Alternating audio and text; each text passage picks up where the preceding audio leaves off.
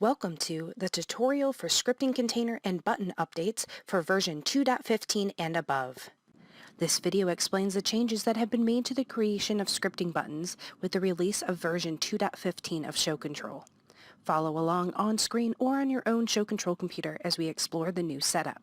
To begin, open up Display Studio by clicking the Display Studio icon on your Show Control desktop. Once Display Studio has launched and the correct workspace has been opened, create a new workspace page. This can be done from the menu in the top left corner. Hover over New and choose Workspace Page. Within the new page, right-click and choose New and then select Scripting Container. Name the new container and then select Save. In the new container, right-click on the empty area and select New Button. Steps 1 through 3 are the same as in the previous versions of Show Control. In Step 1, select the player, Step 2, the zone, and in Step 3, the button command. Step 4 of a scripting button now has updated features.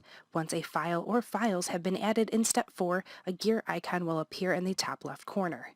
Highlighting a file and then clicking this gear will reveal a row of new icons. Each icon is a different feature that can be applied to the selected file. The first icon is a clapboard which sets the play mode for the button.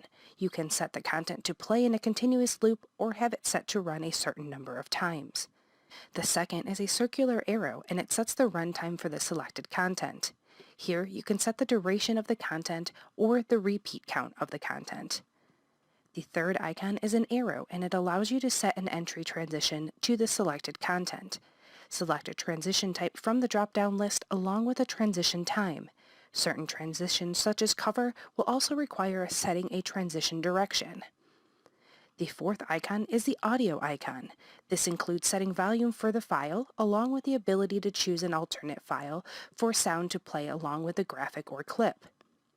The fifth icon represents the Mark In, Mark Out feature.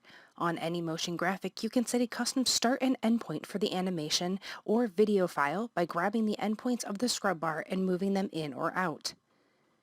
The sixth and final icon is a thumbnail. Here you can use the scrub bar to determine which portion of the motion graphic to use as the button's thumbnail.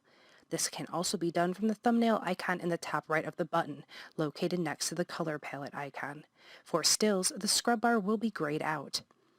When these settings are complete, continue on with naming the button and selecting a button color if desired, similar to previous Show Control versions. This concludes the scripting container and button updates video.